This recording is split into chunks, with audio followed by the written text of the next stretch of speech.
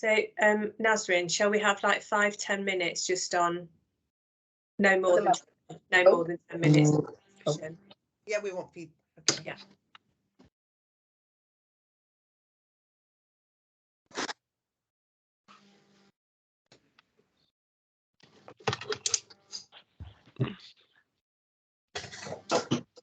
Welcome back, everybody. I think everyone's back now. Yeah, Miriam nodding.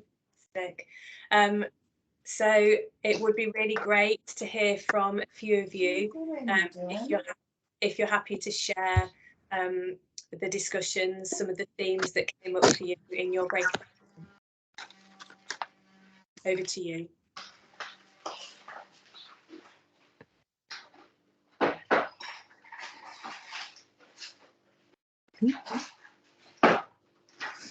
Our group was going to say something. I was in a group with Jyoti and Parisha. I think Parisha's made a few notes that we'd like to share. That's okay. Thank you. Parisha, are you okay to feed back? I don't know if you can hear me, so I'm having issues with my camera. Oh, there you are. So we talked about in our group, you know, what it felt like. Jyoti kind of explained a little bit about her, what's like in her team at the moment. And one of the things that we talked about was, you know, being able to raise concerns without feeling, you know, being labelled troublemaker. You know, having that situation where you can, you know, raise what's on your mind, but also, you know, what I'm trying to say is raising those concerns is one aspect of it, but also what's the next step? You know, if nothing changes, how does that person feel? So even if you've created that psychological safe environment and you're able to raise those concerns, what happens next? And if nothing happens, you know, it's almost like, what was the point? You know, you've aired that situation, but nothing changes. That's a really sorry, that I'm just was wanting to respond to that, because it's a really great point and a great observation. Because actually, if somebody is brave enough to raise a concern, but then nothing happens, in terms of the group's norms and beliefs about psychological safety and speaking up, will change, won't they? Because there might then become a bit of a belief that, well, I've spoken up, nothing happened, so what's the point? Yeah, thank you. Sorry, carry on. I was just going to, sorry, Parisha, I was just going to say that Parisha and I are sort of looking at it from a slightly different perspective, because we both work in OD, so we were thinking about it in terms of helping other teams, and we're just talking about how this relates to Patrick Lencioni's model of, you know, the 5 dysfunctions of teams, where you need to have that layer of trust before you can actually talk about all sorts of things, whether it's, you know, the fan being on or off, or the window being open or closed, and then having commitment and then buy-in, and, you know, focusing on results. All of those steps follow each other, don't they? So yes, I think what you're talking about relates very much to that that model. So we also had a bit of a discussion on that. Oh yeah, we love Lencioni and OD, don't we? We do. And I was going to say, you know, trust is the very foundation. You know, Helen and I work with a lot of teams, both at UHL, and, you know, we have contact with teams across the system as well. And it comes up time and time again. And I think when Helen touches on the component of trust within psychological safety, you'll see that there is a bit of a distinction in how we look at that within psychological safety, but it's a very important component to creating that safe space. I wanted to just pick up that point that Parisha made in terms of troublemaker, because I think that is, you know, we hear a lot about that within teams. And I just wanted to see from your experiences, what, you know, the language that's used, troublemaker, what kind of thoughts, you know, sort of come up for you when you kind of have, you know, hear that term? Could I come in there? I don't know that the people are troublemakers. So I think sometimes there's a lack of understanding about people's psychological requirement and need. And where somebody may be deemed as a troublemaker, actually it's maybe because there's something that people haven't realised from a psychological perspective going on. I'm these Midlands Paediatric Critical Care Lead nurse, but my previous background, I've done a lot of work with people with LD and autism, and that's paediatrics. And there's a lot of undiagnosed autism and ADHD, ADD within the adult population. And is it that you're working with someone who's got some anxiety and stress because they've got something like that? It's something that they don't want to diagnose at work. They don't want to disclose that. And actually, there's things about reasonable adjustment for people, isn't there? So you could be thinking somebody's a troublemaker when actually there's something else going on that they don't know about themselves as well. I can think of situations where I've had that at work. Thank you, Sam. And firstly, I think our paths crossed about 20 years ago. Yes, I think they have. Yeah. Hello again. Hello. 20 years later. Yeah, I was at a network session last night for people with hidden disabilities, and people were sharing their stories. And exactly as you said, you know, people kind of make judgments about people when they don't actually know what else is going on under the surface. So there is definitely that to consider. And in a psychologically safe team, all views are welcomed and sought out, aren't they?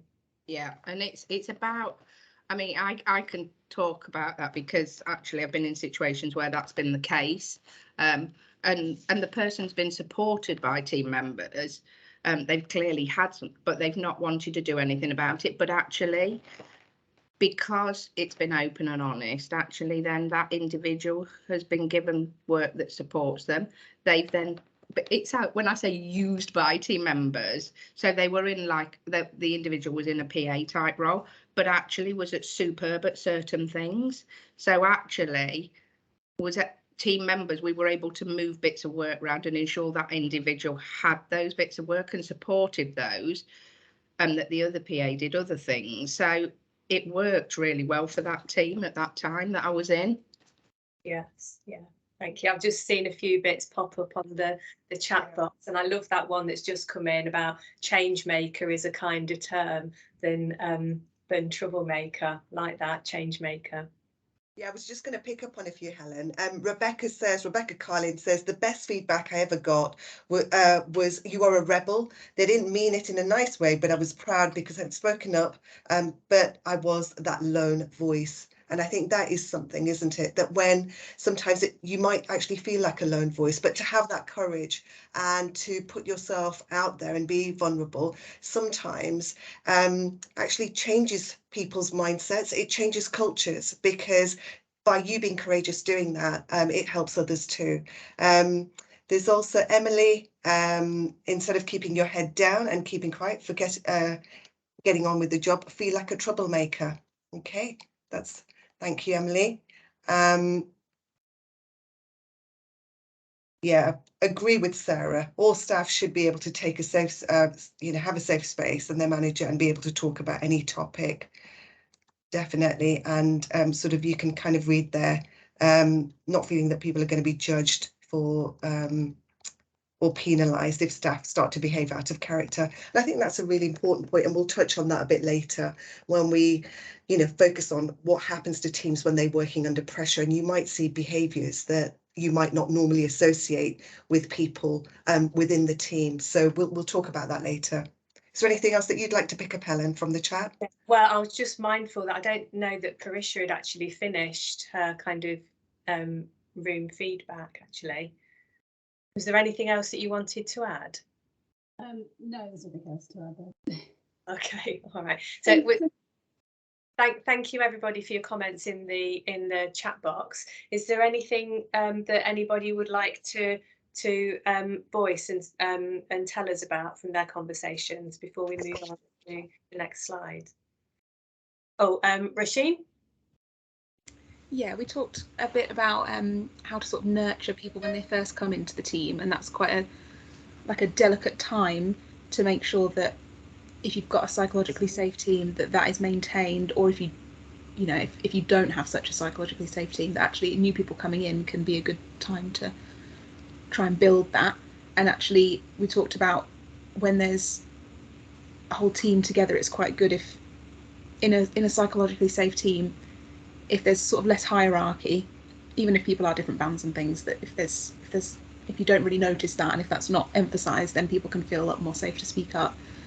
But we also talked about how if someone is new to the team and they speak up, and it's just like how people respond to them, that's the way that we can demonstrate if we're psychologically safe, is in our response to them. And even if people think, oh, their ideas are not going to work, it's about giving them the space then to just try it out, and then at least, even if it doesn't work, the outcome might be the same, but they feel like they've been listened to. Absolutely. Thank you. Really, really, really great points, Roisin, and lovely to see you. Yes, nice to see you too. Are we happy to move on to the next slide, or is there anything that anyone has a burning desire to share? Because people are making really, really great points, and it's great for everybody to hear the discussions. I think something that I said, and I think there's a lady in my team as well, that I worked in a very, very negative team of managers that were possibly borderline bullying when I look back, and you were afraid to speak up. You just got on with it because you'd seen what had happened to other people that had spoken up, so you daren't. And the amount of sickness and turnover of staff, and it was incredible. Whereas now I'm in a team that's so much more positive. You can say what you need to say, you know, if any concerns are met with, you know, a good positive response. And I look back and I think, how many people are still working in those conditions? And it affected my whole life. Now I look back, not just my work life, but my home life as well. So I think sometimes I don't realise how, if it's negative and you don't feel safe and you just shut up and put up, that impact has on people. Yeah, absolutely. And I think just connecting with Roisin's point as well about if you're new to a team, you can just assume that's the way this team works and that's the norm and that's right if you're new, or if you're not very kind of, I don't know, you're new into the working world. So it's so important. And actually, you know, as human beings, we're not just one-dimensional, are we? We're the person at home and work, so it is going to spill out into all aspects of our life. Thank you for sharing. I think that's really interesting, and that you said, you know, the turnover was high, because I was in the position at one point where I was told, oh, you have to be quiet if you want the senior post, so I left. I was like, you're not telling me to be quiet when I want to move up, no way. Because it was about safety, patient safety, but not patient safety, staff safety as well. And actually, how many people do make a sideways step because they're told? And actually, that's not the right environment. It is bullying, it is harassment. And there probably still is a lot of that going on in places. But you have to be at the right place to almost have broad shoulders to harness that. And if you haven't got that, how can you do it if somebody can't support you? Yeah, you're absolutely right, and I think, yeah, it takes courage, doesn't it, to kind of stand up and be counted, or actually make the decision to move on if you can't kind of be the person that you want to be and that you need to be and that the team needs you to be. Thank you. Oh, gorgeous discussion. We're loving this, aren't we, Nazrin? We are. And I think there's a lot more to come. Yeah, definitely. So you will have time in a breakout room again a little bit later. But if I don't move the slides on now and starting to get a little bit of time pressure, that I'm like, oh, we won't be finished by 11.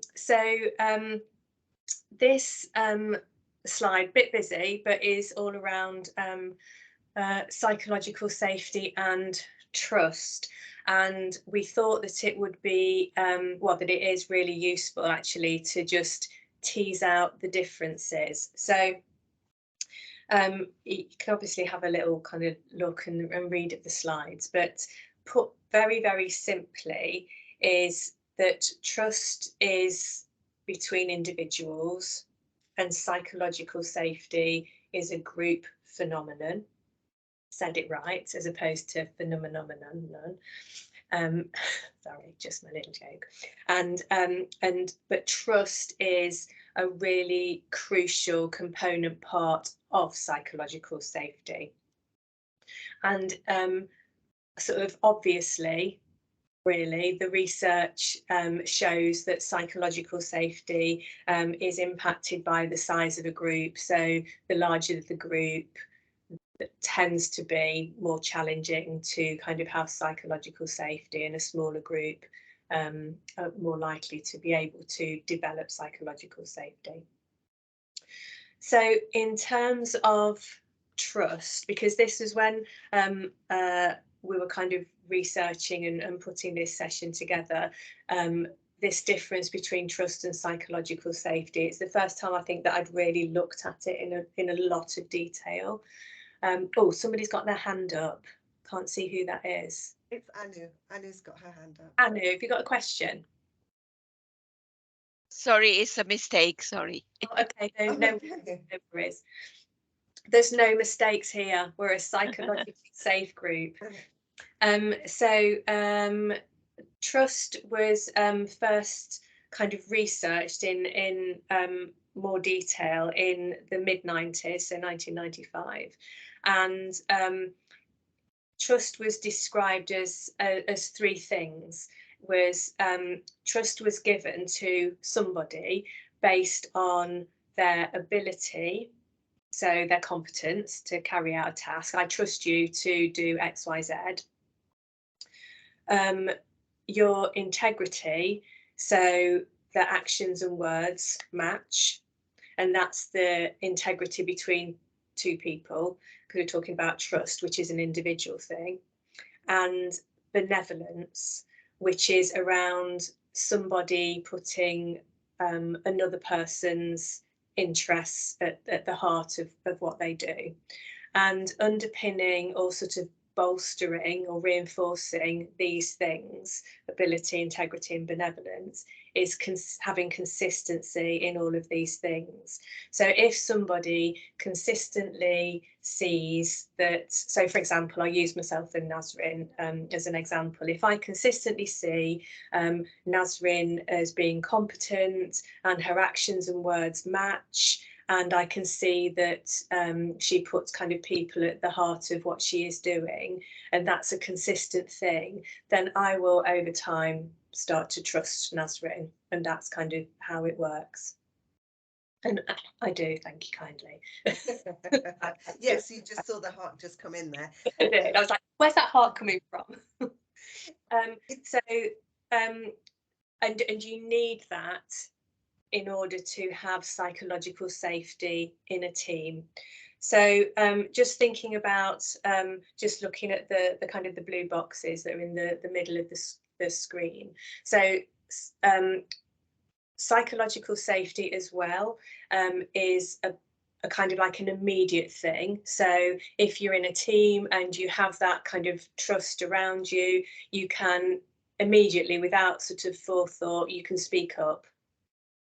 And with trust, it incorporates that kind of like future thinking as well. So I know that I trust Nazrin, so in the future I know that I can have a conversation with her about such and such, or I know that myself and Nazrin are going to be running a session together in a month's time, and that's good because I trust that she will kind of do her part of the work.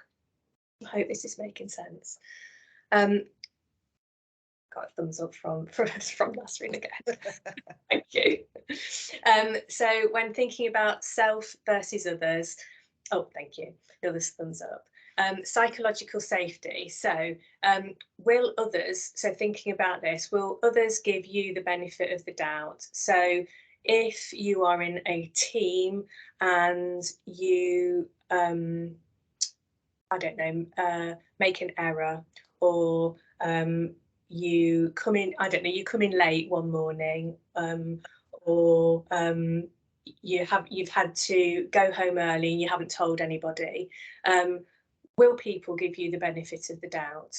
or will they start to judge you? So psychological safety in that team is that they trust you. They will know that, oh, Helen disappeared at 3 o'clock this afternoon, where's she gone? They won't start to think, oh, what's going on there? She's skiving off. They will actually assume, because they trust me based on my ability, integrity, benevolence, and that I'm usually consistent, they will trust that actually something must have happened. So the last box at the bottom, individual versus group. Psychological safety, as I've said before, it's a group experience, and trust is an individual one-to-one phenomenon. I struggled over that word then. So does anybody have any questions about that? I mean, essentially, you need trust in order to have psychological safety. That's the kind of the important takeaway, which I guess is a bit of a no-brainer. But the interesting thing for me is thinking about what trust is in the first place, in terms of that sort of breaking it down and having the consistency that underpins those things. So any questions from anybody before we move on? Because I think we've got some voting. Helen, Yes. sorry, my hand going up thing isn't working. So oh. Go on, ask a question. Oh, was that Sam? Because Sam's frozen on my screen. Yeah, I think she's frozen. Can you hear me? Oh, I can hear you, yes. Okay, I'll turn the camera off, it keep my broadband width down then. You're back again now, Sam.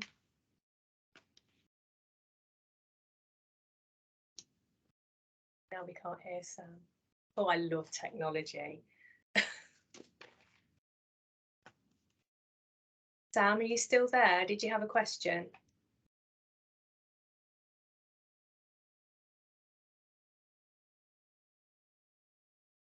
He's gone. Does anybody else have a question about the difference between trust and psychological safety, or an observation about it? Okay, all right. Well, we'll move on and we can pick up Sam's question perhaps a little bit later.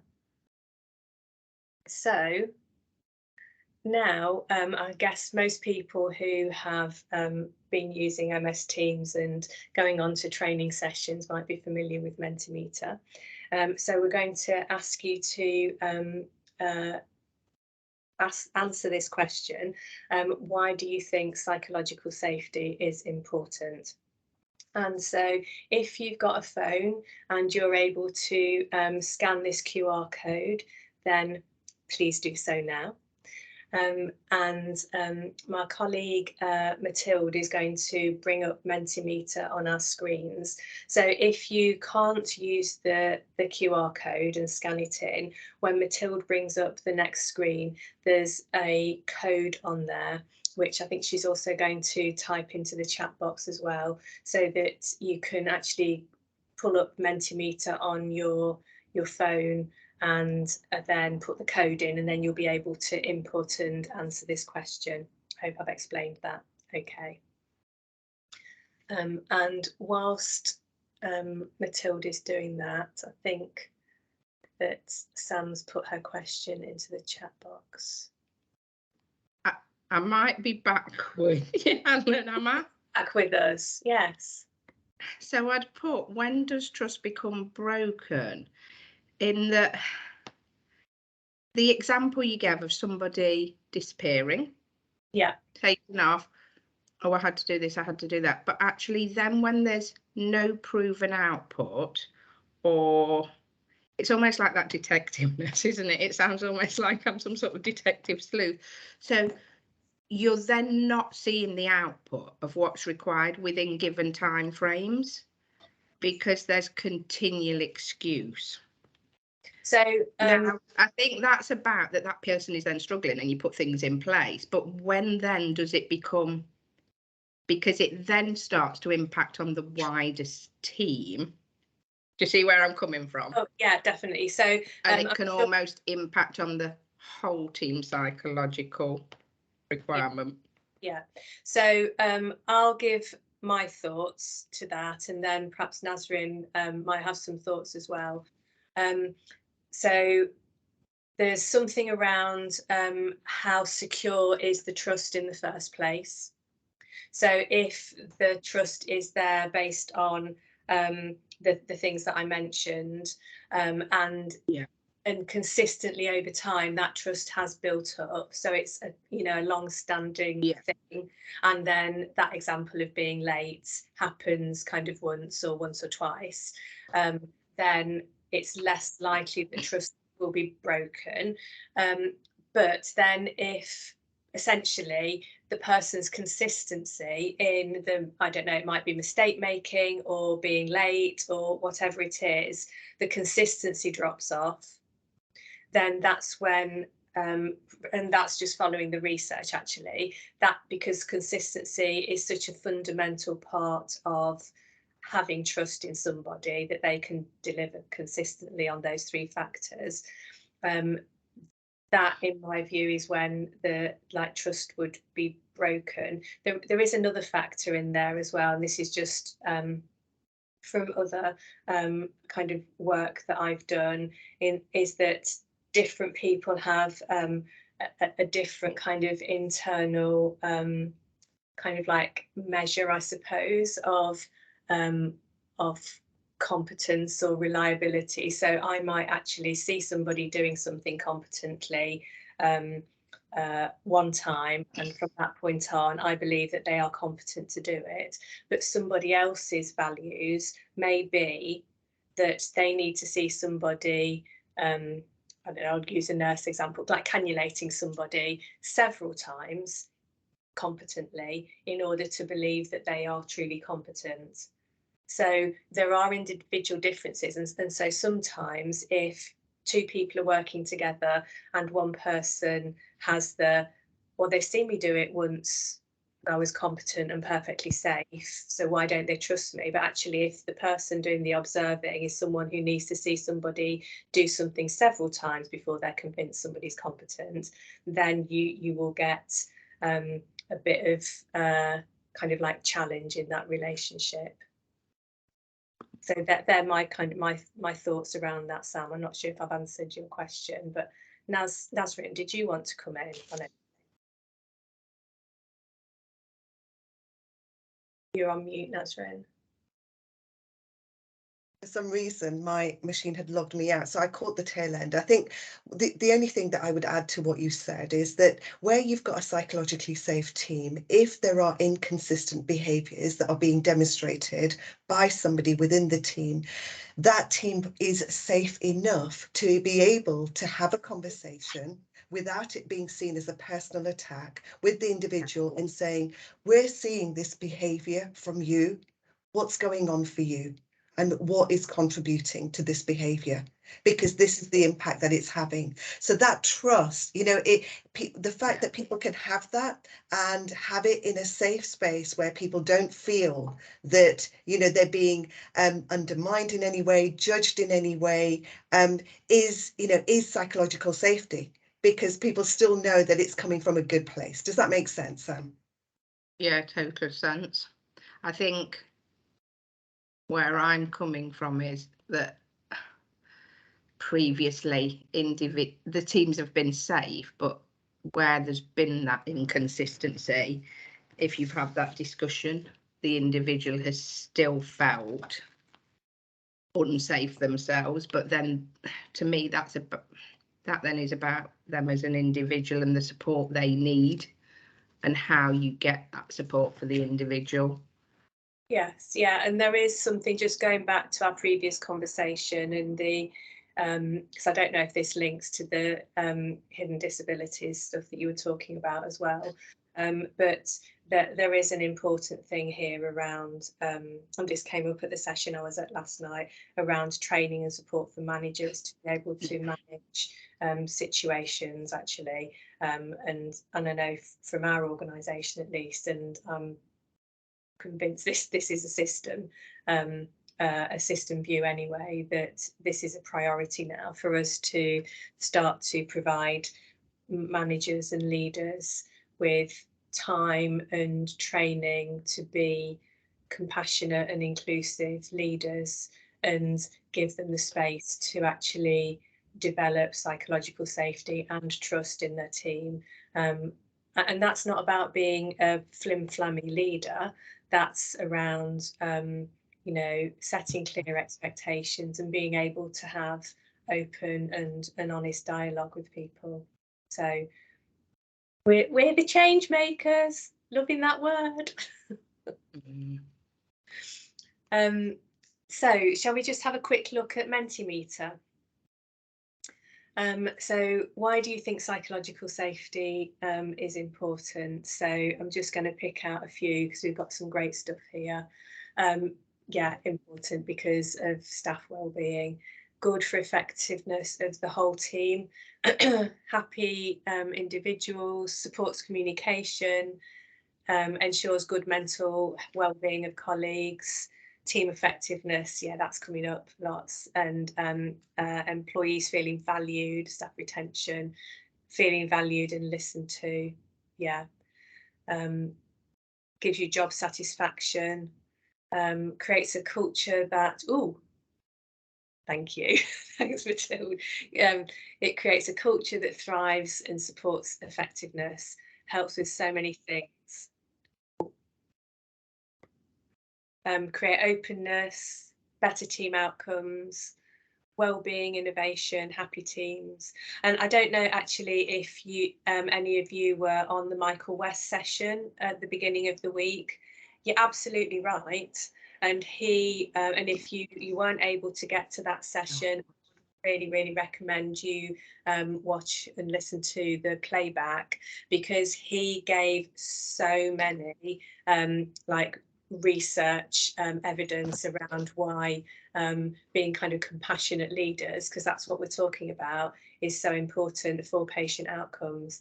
And one, because my husband works in anaesthetics, and they're really like meaty bits of research actually demonstrated that if anaesthetists provide a more compassionate pre-assessment, pre-surgery intervention, then the patient needs less drug, less anaesthesia medication, and then they recover quicker, and then they leave hospital quicker. That's kind of like mind-blowing, really.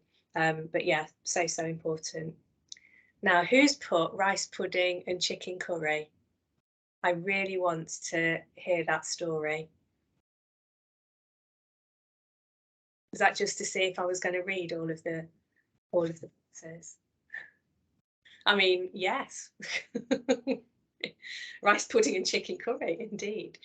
Being able to be transparent in a trusting environment, to encourage leadership in all people, not just managers. Yes, we can all be leaders for sure. Thank you so much. And I think, oh gosh, we've got a lot more. Yeah, enables everyone to feel valued, respected, reinforces belonging and a shared ownership to support each other. Brilliant. Safe space equals trust, equals staff retention, equals less stress, which equals less absences. Farah says, Neil, was it you that said rice pudding and chicken curry? Neil says no. Okay, so I think we're going to move on to the video now. So we've got a short video hearing from the lady herself, Amy Edmondson, who is the researcher that started to talk about psychological safety in more depth. So Matilda's going to, I think it's Matilda, is going to bring the slides up, the video up.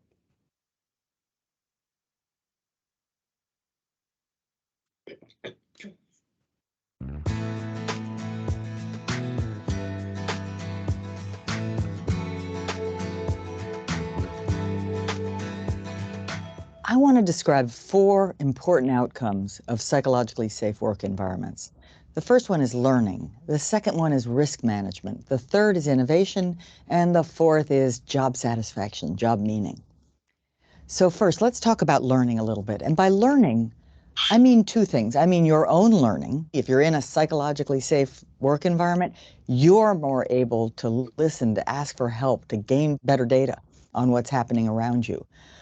But maybe just as important, or even more important, your organization is able to learn, your team, your unit. Let's say you work in an intensive care unit. Psychological safety allows you to speak up about what's happening, about what you see. It allows you to point to something that might be a process failure, that might be a discrepancy from what you think should be happening.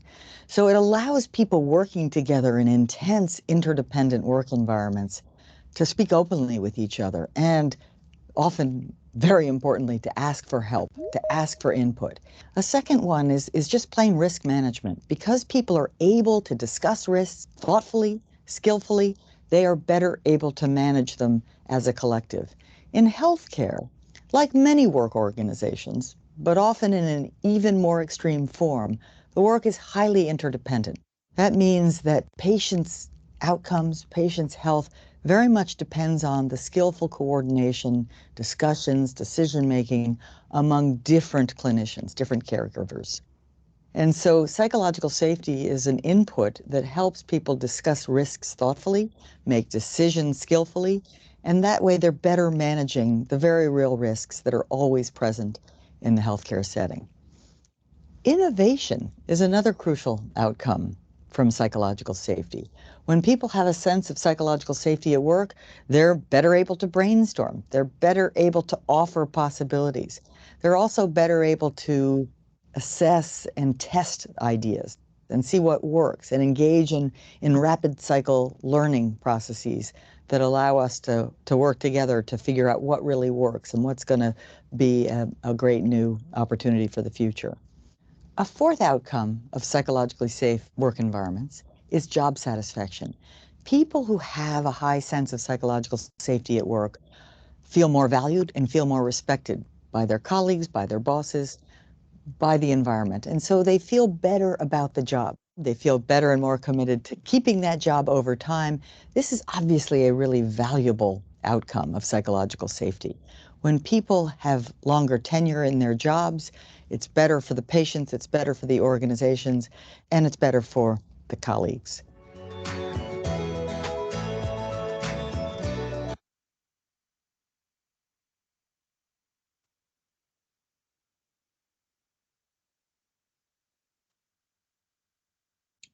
So I think we're going to put the slide deck up next, and you're going to hear more of Nasreen's voice and less of mine from now on.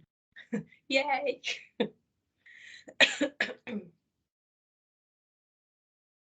Just getting it up, bear with me a second.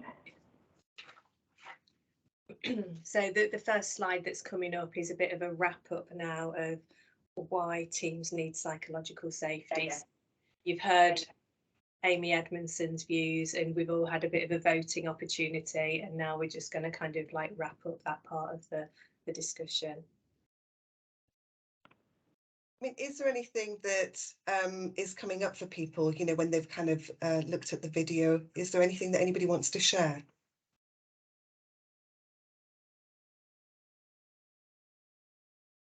Any thoughts, reflections? It makes me think there's a lot of work to do in certain aspects of my team and where I'm at the moment. So it's going to be an interesting journey. It's got a lot of good ideas here. Thank you. Good. That's good to hear. So are we going to move on to the next slide, Mariam or Mathilde? Next. There we go. That's the one. Okay. I think, as Helen said, we've kind of touched on why psychological safety is important, and you've captured a lot of the points that are made on this particular slide. I think the thing that I want to kind of reiterate is, because I was reflecting on it for our team as well, in terms of what do we do to create that psychologically safe space within our team? And one of the things that stands out for me is that it is that shared sense of belonging. I think where everybody feels that no matter, what their background is, no matter what the diversity is within your team, you are able to kind of have a voice, you feel safe, you know that everybody has your back. And those are sort of simple things, but they are so, so important. And one of the things that I said mentioned in the chat that I think is really important is that you know, whenever the team goes through any form of transformation, any new change with somebody new coming into the team, Roisin, you know, talked about that earlier, it's really, really important that you almost recontract the beliefs, the norms, you know, the values of your team. So you do need to kind of recontract and not assume that psychological safety is present continuously. So that check-in does need to happen, and that's something that some learning that I've reflected on and that I've taken on. So I think that that's something that I can share with you. The key points that I want to just pick up from this particular slide is that increased in citizenship behaviours, and what we mean by that is people don't just stick to the job description, they will go beyond their job descriptions to kind of go out of their way for people to make sure that, you know, if somebody has got a very heavy workload, for example, somebody else in the team will be able to offer support. They will readily do that without being told. You're able to kind of contribute ideas, even though they might not be formalized. You know, you're able to do that in a safe space because you know that people aren't going to think that, you know, they're going to think that it's stupid, it's irrelevant. They're not going to do that. So that makes a huge difference. What you're also inclined to do, and this is very important, you're able to kind of talk about mistakes a lot more openly. So, you know, in the video that you've kind of seen, very brief one as well, you know, that shared learning, that organizational learning, and that is a very key important point that we sort of, you know, miss out on. From our failures, we learn a lot more. We learn what not to do and, you know, what we can do better. So to have those discussions and to actually create that safe space for teams is very, very healthy. So as I think Jane pointed out right at the start, and many others have, the additional benefits of creating a psychologically safe space is that you promote health and well-being within the team, and the knock-on effects of that are all the things that you've shared. You've got greater retention, high levels of engagement, and staff actually want to come to work. They want to contribute and they're energized. So, you know, it's all a win-win in that one. Is there anything else that anybody wants to kind of pick up on or share in this particular slide? I mean, you'll get all the slide decks. Is there anything that anybody wants to share? Does that make sense to people? Give me a bit of a reaction. Yeah, here's some nods and that. Great, thank you. So let's just move on to the next slide then. So one of the things that you can do, and remember what Helen said right at the start, the purpose of doing this session is not just to kind of, you know, share with you some of the concepts of psychological safety, but practical things that you can use with your team. So asking these kind of questions within the team is actually a great way to kind of do a bit of a checking and a temperature check, if you want, in terms of the levels of psychological safety that are within your team. So what you're not doing is making any assumptions. So some of the questions here are, if you make a mistake in the team, is it often held against you? And so what we've got here is, do you strongly agree with that? Do you disagree with that? Neither agree nor disagree, agree or strongly agree. I'll pick out another one. Is it difficult to ask other members of your team for help? And is it safe to take a risk in this team?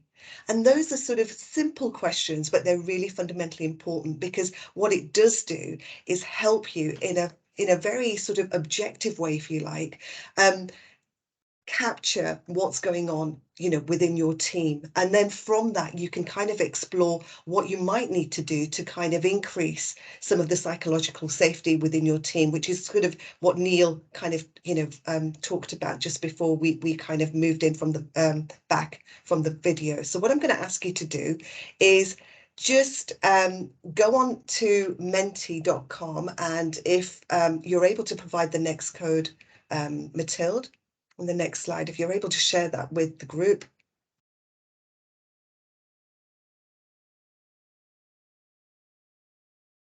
I don't know who's moving the slides for us. Okay, thank you. So what I want you to do now is, if you log on once again and use the code that's put in the chat if you find it difficult, and just answer some of the questions on the psychological safety of your team, because I think that is a really helpful one. So we'll just give you a few minutes to do that.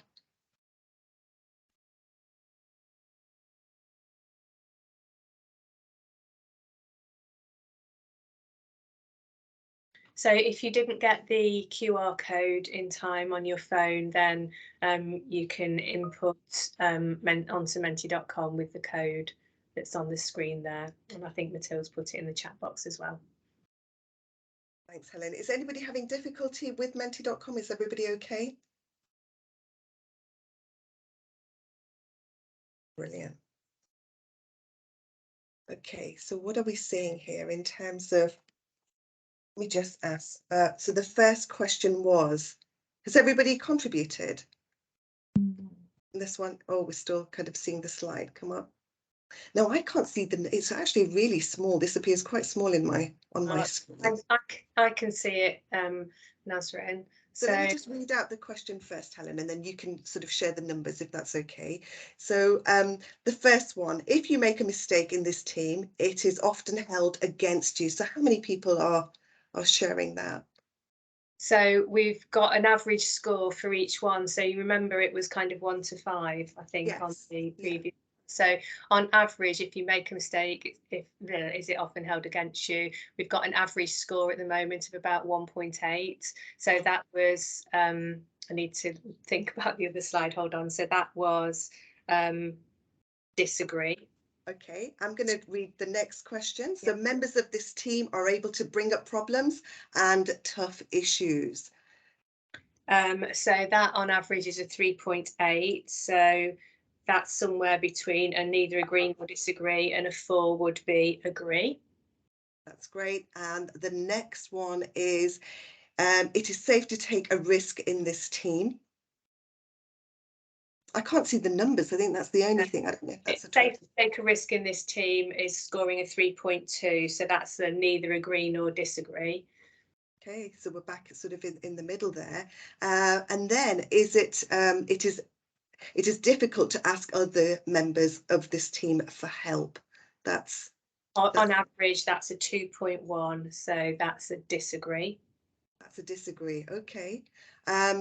No one on this team would deliberately act in a way that undermines my efforts. So that is 3.5. So that's somewhere between neither agree nor disagree and agree. Okay, and the final one is working with members of this team, my unique skills and talents are utilised. 3.7. So that's somewhere between the neither agree nor disagree and agree. Okay.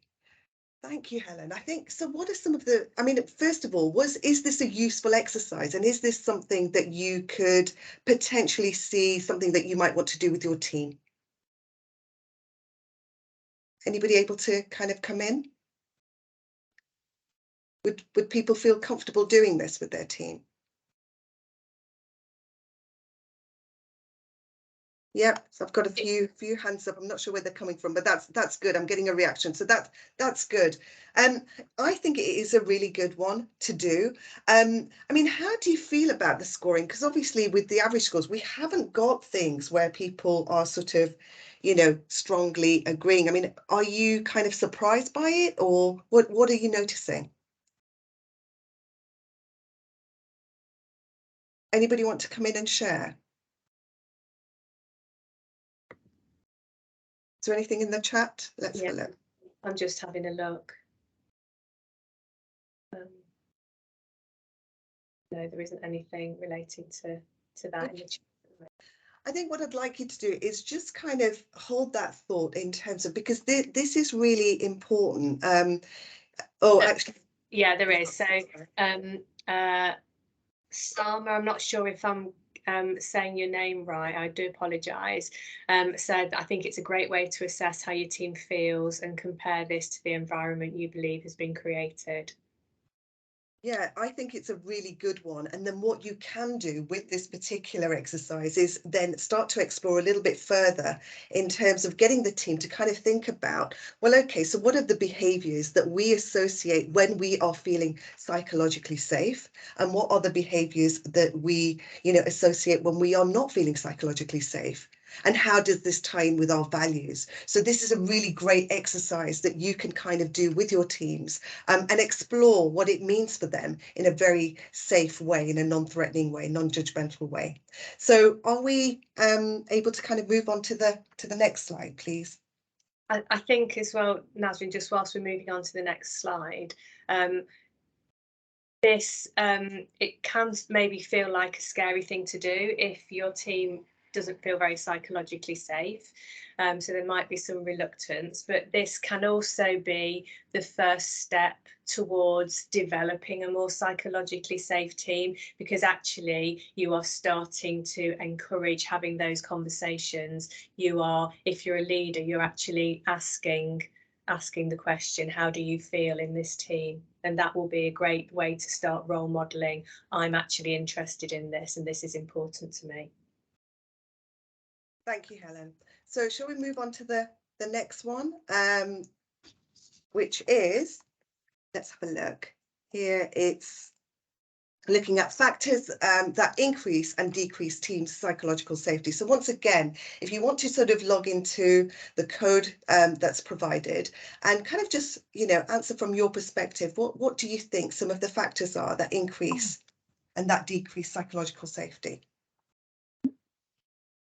Thank you, Mathilde.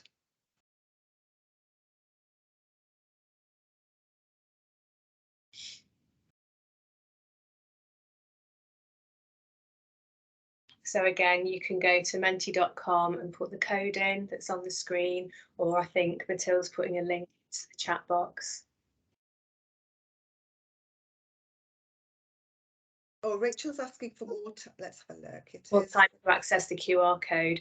I think that we can't put the have the QR code up on the screen and the actual Mentimeter at the same time. But actually, yeah, appreciate your point there.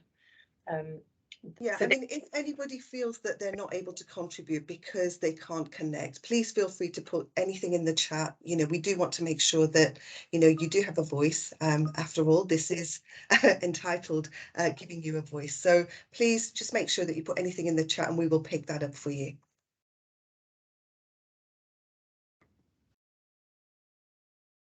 I'll keep an eye on the chat box, Nazrin.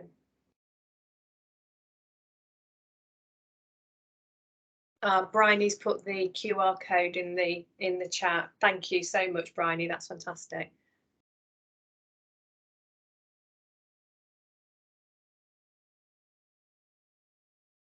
So we're getting some feedback coming in. It decreases hierarchical structure. Previous positive of negative experiences. Yeah, absolutely. Historical baggage can impact. Then you've got management may feel more safer than others, and recognizing that is key. Just because I'm having a good day, does my colleagues feel as safe? Very good. Yeah, great to have that level of awareness. When new members start or old members leave, we've touched on that already. Communication, transparency, management actions, experience, team size, knowledge and experience. Someone has my back, not blaming. I mean, I can't emphasize enough, you know, the importance of not apportioning blame. And it comes back to what Amy Edmondson is saying. If we are trying to create these learning environments, we need to reframe what we are looking at. You know, if it's an issue, if it's a problem, we need to kind of look at it as that, as something that we all need to kind of contribute to kind of solve, rather than an individual that has made a mistake. Because the learning, you lose all of that learning because people are then just too afraid to contribute or to do anything. So that's a really good point. Lack of trust, scared of the reaction, being open and honest. Yes, really important. Leaders role modeling the right behaviors, absolutely key. You know, one of the things that we talk about, we do a session, a workshop on you know, leading with courage and compassion. And one of the things that we often stress, and time again, is that it's really important that you are, you know, that you can show vulnerability. And I'm not going to say to you, do that in a way that feels uncomfortable for you, but showing vulnerability, as we've sort of seen from the chat as well, it may feel that you are you know, feeling a little bit more exposed in your team because you should be the fountain of all knowledge. But I think being able to sort of say, you know, I don't have all the answers, and this is why I need your help to contribute. You know, there may be something that I missed that could be fundamental, that could impact on, you know, patient safety, on our team's well-being, on transfer, whatever it happens to be. So being able to offer that is central and is key in terms of encouraging inclusive cultures and creating safe spaces for people to work.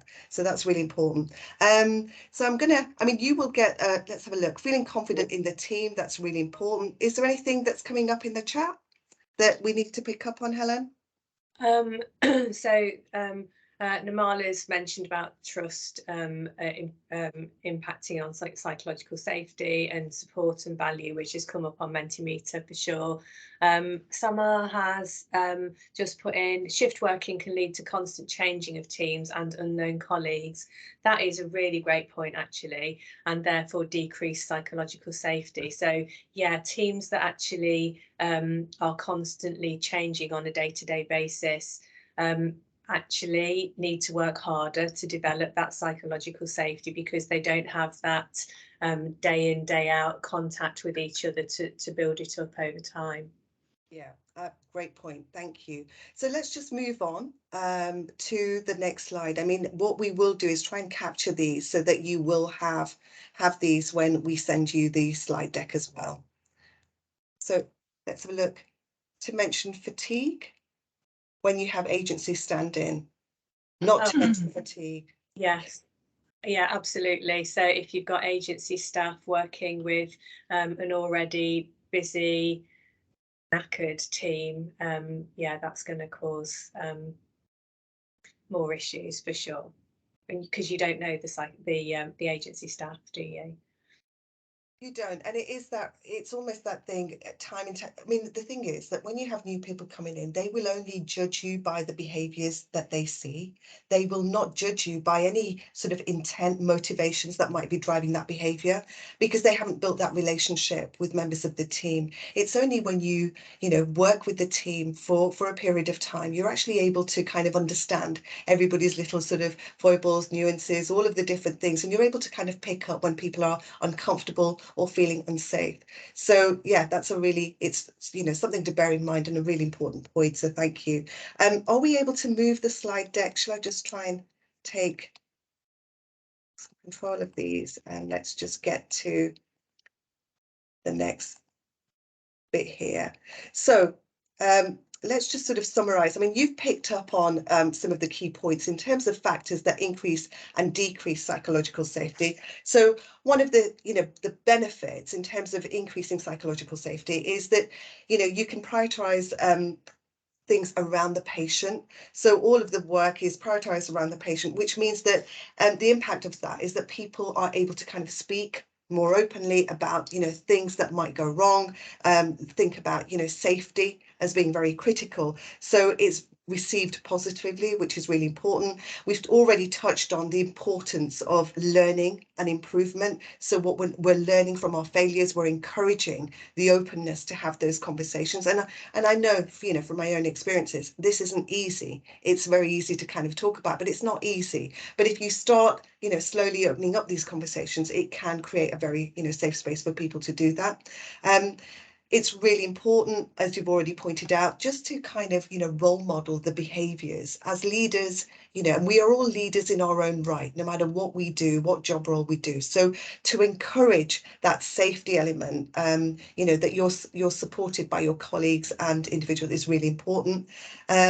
The more you get to know the team, the easier it is. So the point that was raised earlier, if you've got new people coming in and things are continually changing, it's much harder to maintain, but you need to work, you know, you can achieve it. And the other thing that increases psychological safety is, you know, diversity of the team. So, you know, within gender, job roles, other protected characteristics, it's really important that the diversity, that we celebrate that difference. And whilst there may be differences in opinion, and it sometimes takes, you know, it becomes a lot harder to kind of reach consensus sometimes. I know that from our own experiences, but it's worthwhile, because you do get a better product, you get a better outcome as well.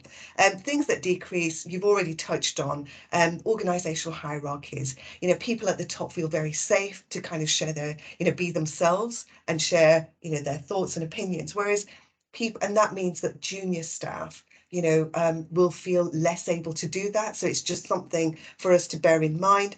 Sometimes the lack of knowledge around a topic, that can decrease psychological safety. And if you can kind of think about, you know, if you have created an environment where people don't speak up, that is then compounded. So even if people know that we don't have sufficient information to make an informed decision, and we're not going out to ask for help because we don't want to look bad, you can kind of see the impact of that. It's very negative.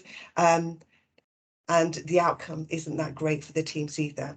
And then you've got sort of another interesting point about individual differences. And this time it's about where you feel that you've got members of the team where their voices are much more powerful, and people, you know, kind of gravitate towards what they have to say rather than maybe some of the quieter ones.